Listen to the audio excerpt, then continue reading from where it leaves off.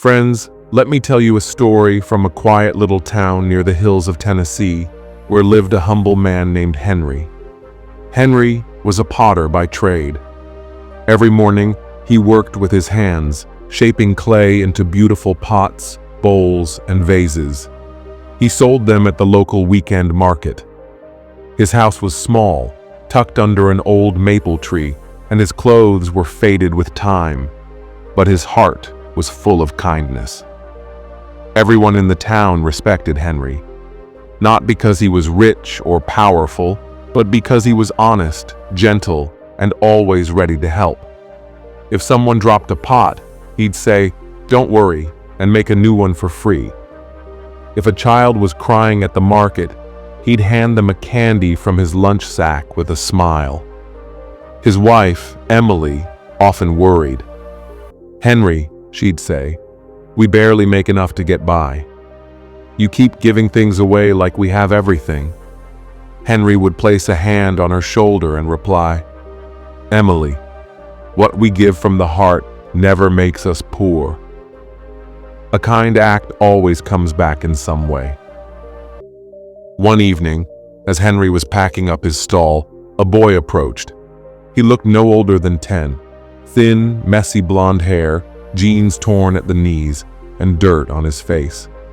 He paused near the table and asked softly, "Sir, could I please have a little water?"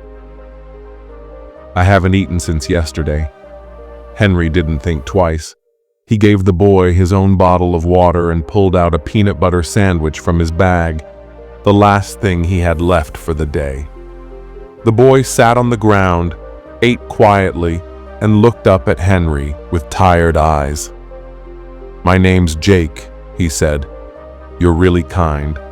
My granddad used to say that people like you are the reason the world still has hope." Henry simply smiled and wished him well as the boy disappeared down the road. A few days later, as Henry worked in his garden, a shiny black pickup truck pulled into his driveway. A man stepped out, dressed in a neat shirt and jeans. "Are you the potter from the market?" the man asked. "I am," Henry said. The man held out his hand. "I'm Jake's older brother. We'd been searching for him for 2 days. He ran away after an argument at home. He told us about you, how you treated him kindly, gave him food and water without asking a thing." The man then reached into his pocket and handed Henry a small envelope. "Please take this. It's not a payment. It's a thank you from our whole family." Henry opened it later to find a note from Jake and a few grocery gift cards. The note read, "You were kind to a stranger when you didn't have to be. I won't forget that."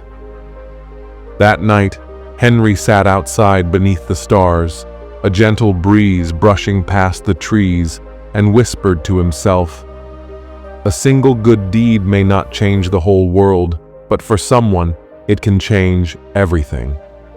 Dear friends, remember this: kindness is never wasted.